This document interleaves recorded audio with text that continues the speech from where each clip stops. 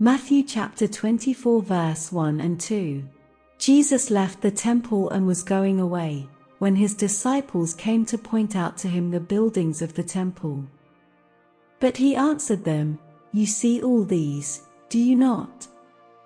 Truly, I say to you, there will not be left here one stone upon another that will not be thrown down." This is a sign because it was predicted by Jesus, not only for the temple of Israel, but also for the temple of his body. The church will pass through the same mystery that Christ passed through. This means the church will be crucified, and now we are entering the day of crucifixion. The church will be put in the tomb. The nations will just throw away the word they receive. The stones represent the doctrine of the church. The stones of the church will be thrown down at the end of ages. For the first time, the doctrine of the church will be attacked. The sacraments will be crushed. When people will no longer believe in the sacraments, when people feel no need to pray, to adore Jesus, this will be a sign. That sign is beginning. When you look around, you see false doctrine spreading in so many places, in our seminaries, in our universities, in our families, by the media, by every kind of false prophet. This is happening now in our world. Matthew chapter 24 verse 3. As he sat on the Mount of Olives, the disciples came to him privately, saying, "Tell us, when will these things be? And what will be the sign of your coming and of the end of the age?" Jesus spoke of this when he was sitting on the Mount of Olives, the mount of his agony. He was sitting with the disciples who came to him privately and asked, "What sign will there be of your coming, and of the end of the age?" The question means that Jesus had talked to his disciples regarding the temple, and regarding the end of the troubled time, the tribulation, and about the end of the age. They knew that he would leave them. The first sign of his coming is a future manifestation of Jesus so great that no one will escape it. This is the illumination of conscience. Secondly, he will come at the end of the age. It is opportune to repeat, Satan has requested to sift you. And the sifting proves that corruption is what it was in the times of the flood, worsened by the fact that you have had Christ and his church, whereas in Noah's time, they did not. This is one of the first sortings out of mankind, which nears its last hour, to separate the harvest of the elect from the harvest of the reprobates. Matthew chapter 24 verse 4 to 9. And Jesus answered them, "See that no one leads you astray. For many will come in my name, saying, I am the Christ, and they will lead many astray. And you will hear of wars and rumors of wars. See that you are not alarmed, for this must take place, but the end is not yet. For nation will rise against nation, and kingdom against kingdom, and there will be famines and earthquakes in various places. All these are but the beginning of the birth pains. Then they will deliver you up to tribulation and put you to death, and you will be hated by all nations for my name's sake." You can see that some are saying they are the new Messiah. You can find this on the internet easily. We have one in Montreal. He came to me and said, "I am Jesus. You will hear of wars and reports of wars. See that you are not alarmed, for these things must happen, but it will not yet be the end." This is important. Remember, the end is not yet. It is a purification of the world, but it will not be the end of it. Nation will rise against nation, and kingdom against kingdom. There will be famines and earthquakes from place to place. This is what will happen. Some of us will be martyrs. I don't want to mask that. Many of you will be in a refuge. Some already have the cross of martyrdom on their forehead. I can assure you of that.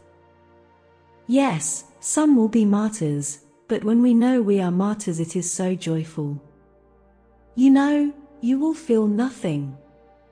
They will persecute you, and that is difficult, but when the time for martyrdom comes, it is a grace.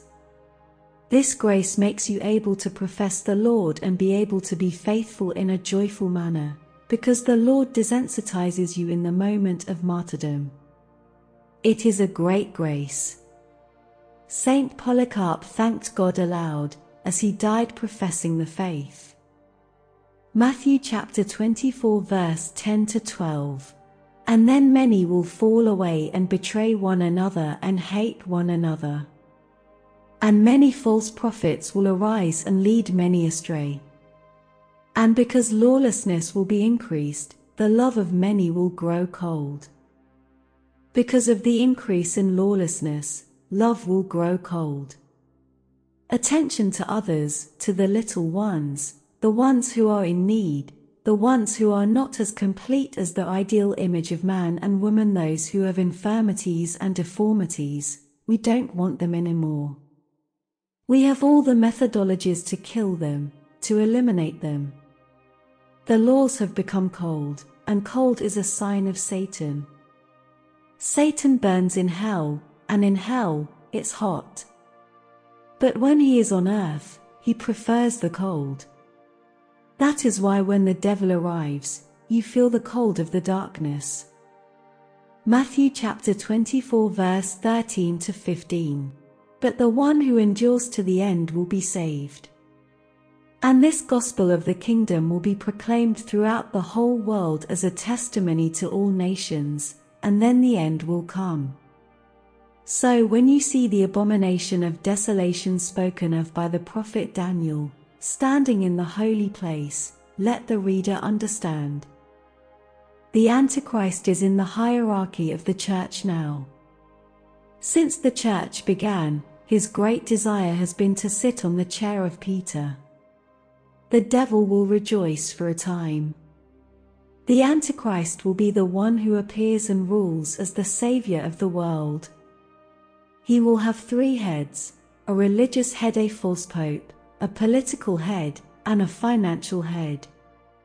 The Antichrist, in the image of a savior, will be the head of the other 2. After the Antichrist emerges will come the sacrilege. They will profane the Holy Eucharist and say it is just a symbol. They will try to make another kind of Mass to please every denomination, and they will abolish the day of the Lord, Sunday. Priests will be like shamans. Married priests and women deacons will not be the same as those of old. They will be green and focus on Mother Earth. The 3 denials of Peter will happen again. This time they are the denial of the true presence in the Eucharist, denial of the priesthood, the denial of marriage. Matthew chapter 24 verse 16-19.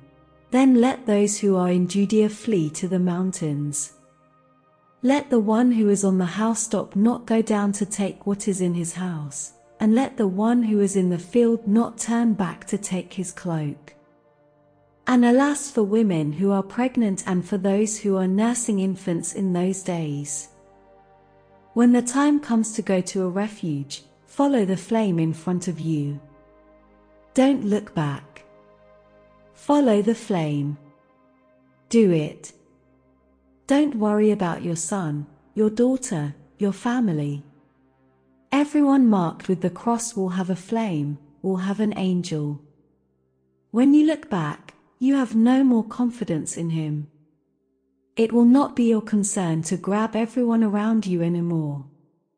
Your business is to follow the flame of the angel who will guide you to a place of refuge, or who will guide you around your house to signify that your home is your final refuge. Matthew chapter 24 verse 23 and 24. Then if anyone says to you, "Look, here is the Christ," or "There he is," do not believe it.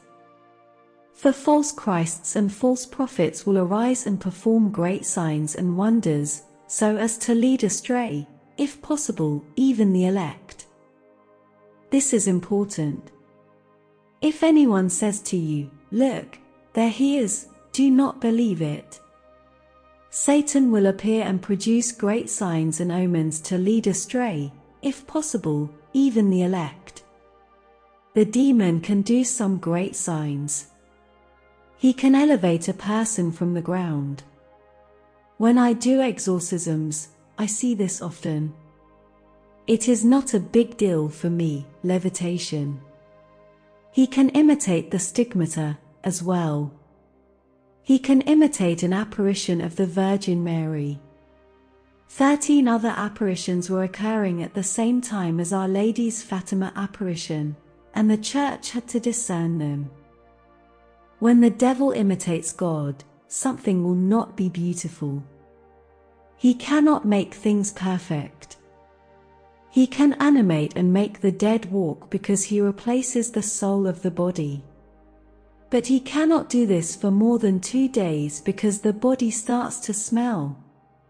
Remember what I said.